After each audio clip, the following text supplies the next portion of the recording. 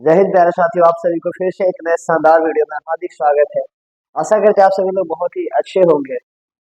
आज हम लोग का कौन सा टॉपिक चलने वाला है और हमने क्या पीछे पढ़ा है, थोड़ा सा इसके बारे में बता करके इसके बाद हम लोग आज के टॉपिक को स्टार्ट करते हैं। ठीक है, जैसे कि आप पीछे वाले लेक्चर देखे होंगे तो उसमें आपको बताया गया था सबसे पहले क्या कि कोशिका के बारे में तो हमने पढ़ लिया था। और कोशिका का झिल्ली जो बाहरी वाला होता है, यानी कि उसे हम लोग कहते हैं सेल मेम्ब्रेन। सेल मेम्ब्रेन यानी कोशिका झिल्ली, प्लाज्मा झिल्ली भी कहते हैं, साइटोप्लाज्मिक झिल्ली भी कहते हैं। क्यों कहते हैं ये भी बता दिया गया था।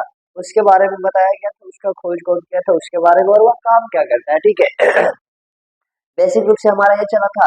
और उसी में हमने पढ़ लिया था सेल दो प्रकार का होता है, एक होता है क्या यूकैरियोटिक सेल और एक होता है प्रोकैरियोटिक सेल। ठीक है, और आज हमें क्या पढ़ना है, आज हमें पढ़ना है सेल ऑर्गन्स का पहला, मतलब ऐसे बोल सकते हैं, लेकिन हाँ, सेल ऑर्गन्स के बारे में हम लोग पढ़े थे। सेल ऑर्गन्स का आज कौन सा भाग पढ़ेंगे हम लोग, साइटोप्लाज्म। अब साइटोप्लाज्म होता है क्या, साइटोप्लाज्म को हिंदी में बोले तो इसे बोला जाता है कोशिका द्रव्य। कोशिका द्रव्य का मतलब होता है, देखिएगा, यदि सेल है, सेल तो आपको समझ में आ जाए, सेल का मतलब होता है कोशिका, राइट। समझाने के लिए ज्यादा तो नहीं, बट फिर भी मैं प्रयास करूंगा। ऐसा कोशिका है, अब कोशिका के अंदर क्या होता है, न्यूक्लियस होता है। ठीक है, और न्यूक्लियस के अंदर बहुत सारे कोशिका होते हैं, जैसे माइटोकॉन्ड्रिया, राइबोसोम, ये सब बहुत कुछ होता है, ईआर, एंडोप्लाज्मिक रेटिकुलम, बहुत कुछ ऐसा होता है। ठीक है, आप सभी को एक एक करके पढ़ा दिया जाएगा।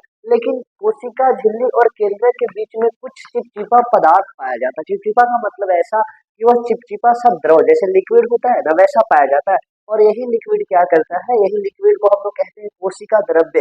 क्योंकि कोशिका के अंदर है तो हम क्या कह देंगे, कोशिका द्रव्य नाम दे देंगे, या इसी को कह देते हैं कोशिका द्रव्य ही बेसिक से अभी नाम लेंगे।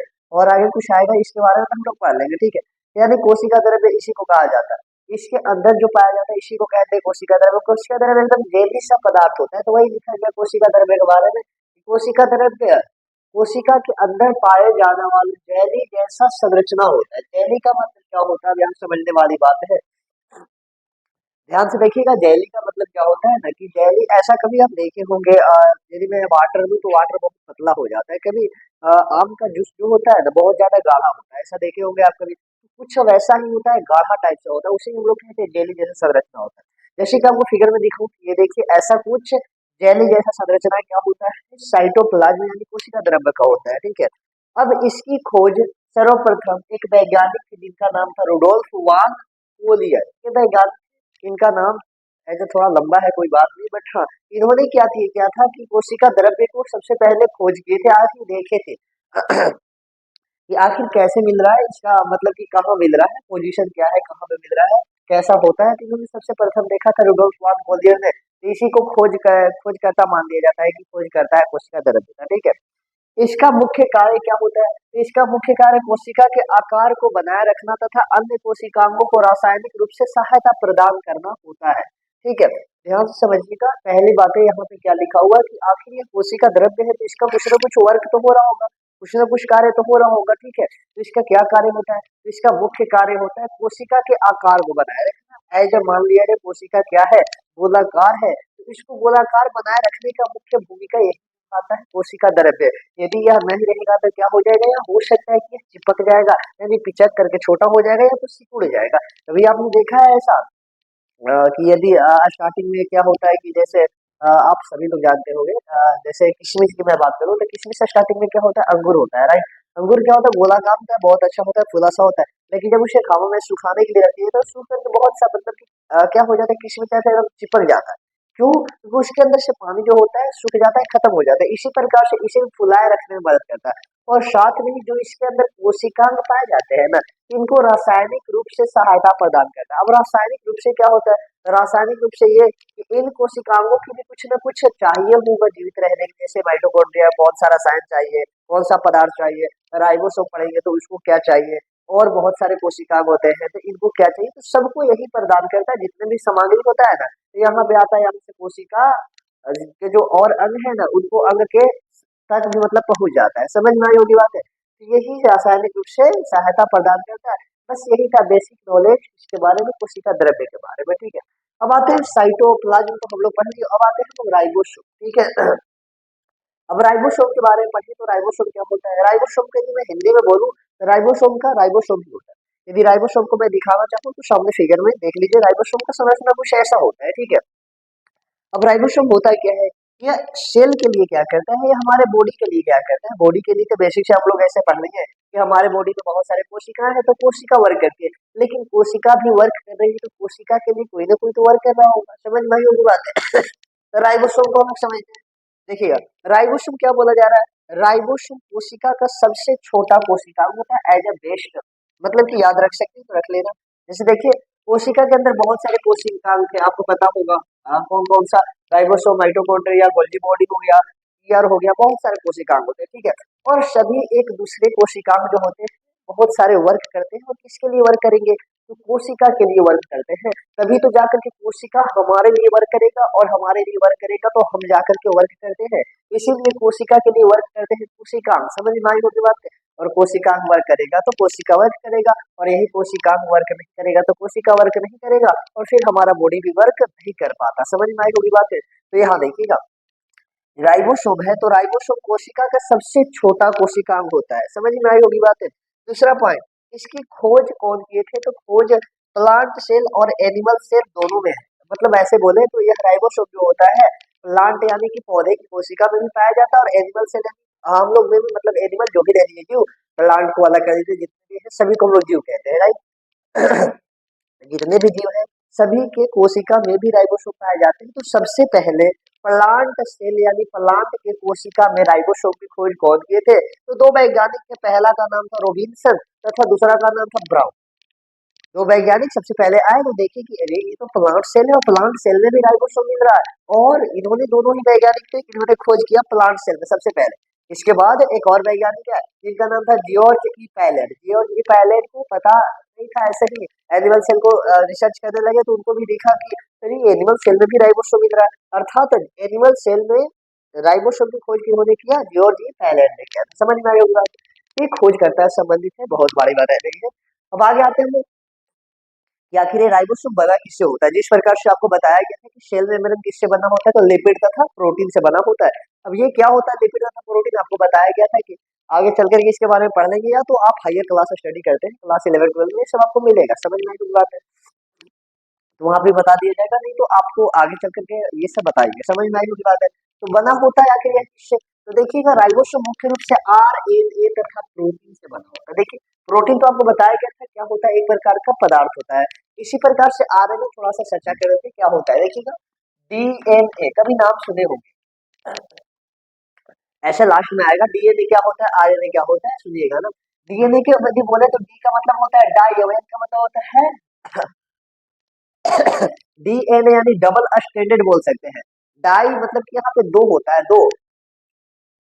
डी का मतलब डाई, एन का मतलब होता है न्यूक्लिक, और ए का मतलब होता है एसिड। यहाँ का मतलब ये समझना है कि जो यह डीएनए के बारे में बात करूं, इसका ऐसा कुछ संरचना होता है,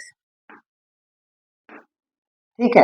ऐसा मतलब कि डीएनए होता है, लेकिन मैं आरएनए की बात करूं तो सेम यही होता है, बट उसमें एक अलग स्टैंडर्ड होता है। आरएनए, आरएनए का मतलब केवल एक स्टैंडर्ड होता है। जब इसके बारे में स्टडी करेंगे ना, डीएनए क्या होते हैं, आरएनए क्या होता है, वहां पे आपको सब में क्लियर कर दूंगा, बस अभी याद रख लेना है। यह राइबोसोम बना किससे होता है, तो आरएनए तथा प्रोटीन से मिलकर के बना होता है, समझ में आई होगी बात है।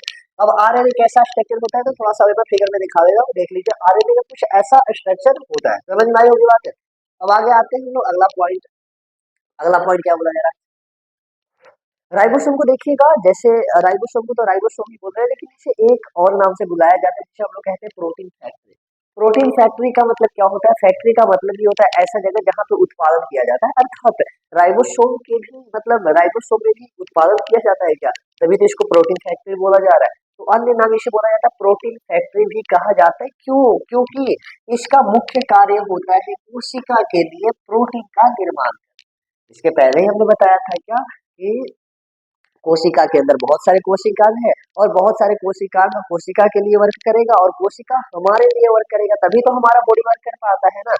इसीलिए यहाँ देखिएगा क्या, प्रोटीन का निर्माण करता है कोशिका के लिए कौन, तो राइबोसोम। इसी का राइबोसोम को बोला जाता है प्रोटीन फैक्ट्री। तो ऐसा कभी पूछा भी जाता है क्या कि राइबोसोम का कार्य बता दें, तो सिंपल सा प्रोटीन का निर्माण करता है। या प्रोटीन का निर्माण कौन करता है, तो राइबोसोम। या प्रोटीन फैक्ट्री किसे कहा जाता है, तो राइबोसोम को। क्यों, क्योंकि यही तो प्रोटीन का निर्माण करा, प्रोटीन सभी के लिए आवश्यक है, समझ में आई बात है।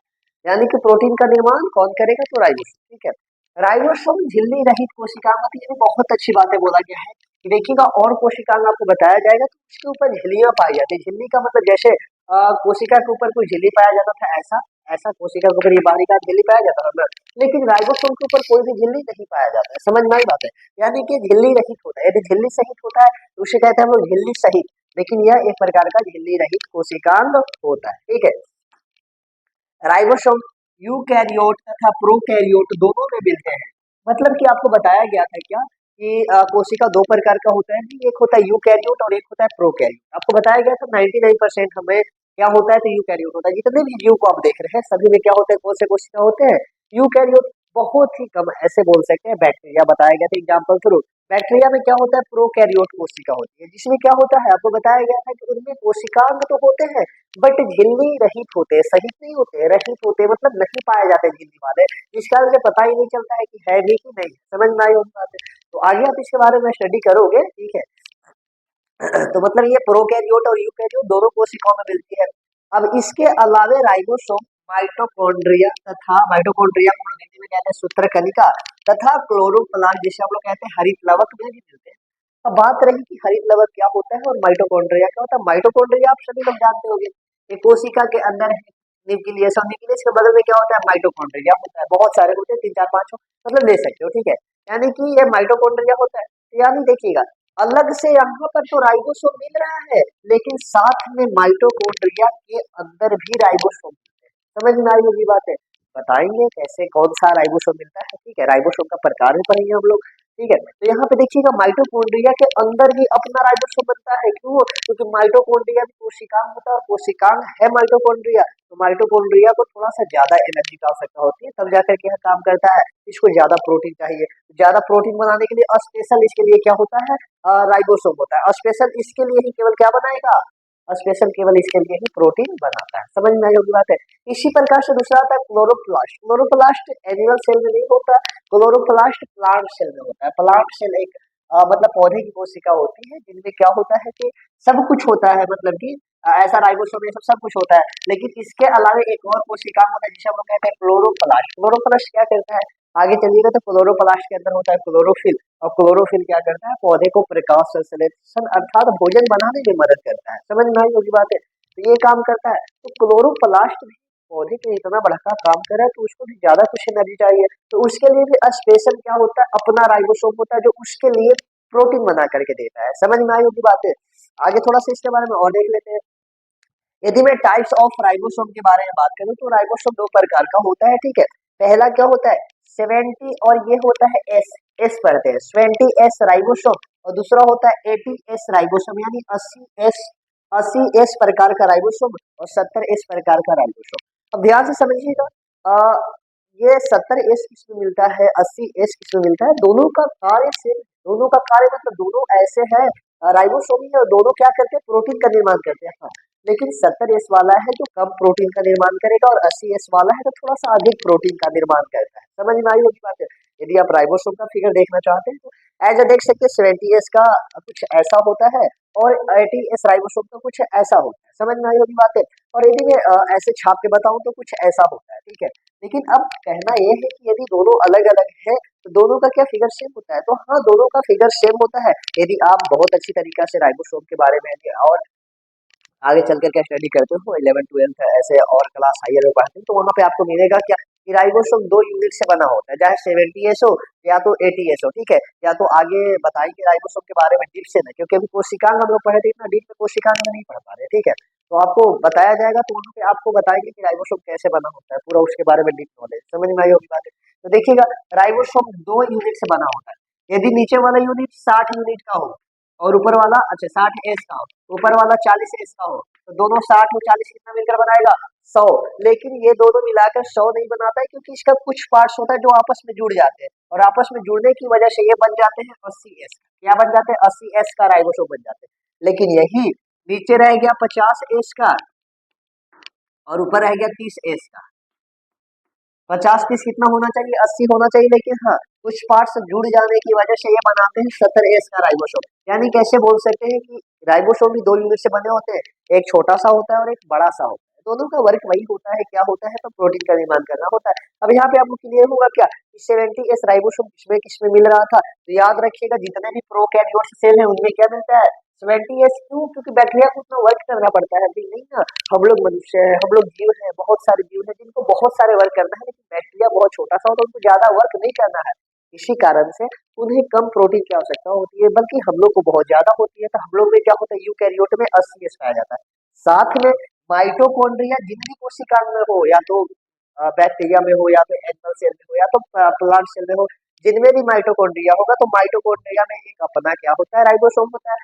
साथ में क्लोरोप्लास्ट के अंदर भी अपना एक राइबोसोम होता है। समझ में आई होगी बात है। अब यदि आप क्लोरोप्लास्ट नहीं जान रहे, थोड़ा सा मैं फिगर में दिखा दे रहा हूँ कि माइटोकॉन्ड्रिया के अंदर कैसा राइबोसोम होता है, देख लीजिए। और क्लोरोप्लास्ट का संरचना कुछ कैसा होता है, और उसके अंदर राइबोसोम कैसा होता है, यहाँ पे देख लीजिए। समझ में आई होगी बात है। तो आज का हमारा बस ये छोटा सा टॉपिक रहा है। इसके बाद हम लोग नए मतलब कि क्या कि इसके आगे वाले कोशिकाओं के बारे में हम लोग नेक्स्ट वीडियो में चर्चा करेंगे। समझ में आई होगी बात है। तो आशा करते हैं आप सभी को यहाँ तक बहुत अच्छा लगा होगा। आशा करते हैं आप सभी को वीडियो बहुत अच्छा लगा होगा। किसी का कमेंट आया था क्या कि थोड़ा सा अगर बोल सकते हैं कि मतलब बहुत अच्छा से क्लियर दिखाई नहीं देता, तो आपसे अनुरोध होगा क्या कि थोड़ा सा वीडियो में क्या कीजिएगा ना, कि थोड़ा सा क्वालिटी हाई कर लीजिएगा। समझ में आई होगी बात है। क्वालिटी हाई का मतलब देखिएगा, नॉर्मली कोई 360 पर देखते हैं, सेटिंग में जाकर के क्वालिटी का ऑप्शन आता है, वहाँ पे देखिए 360 के ऑप्शन पर देखते हैं, लेकिन वहाँ पे 480 कीजिएगा तो 480 पर बहुत अच्छा दिखाई देता है। समझ में आई होगी बात है। बिकॉज यहाँ पे थोड़ा सा अभी एज बोल सकते हैं बहुत बड़ा कैमरा तो नहीं, लेकिन हाँ प्रयास करूंगा ज्यादा अच्छा देने के लिए। ठीक है, तो मिलते हैं ऐसे मजेदार नेक्स्ट वीडियो में। तो आज के लिए सभी को धन्यवाद।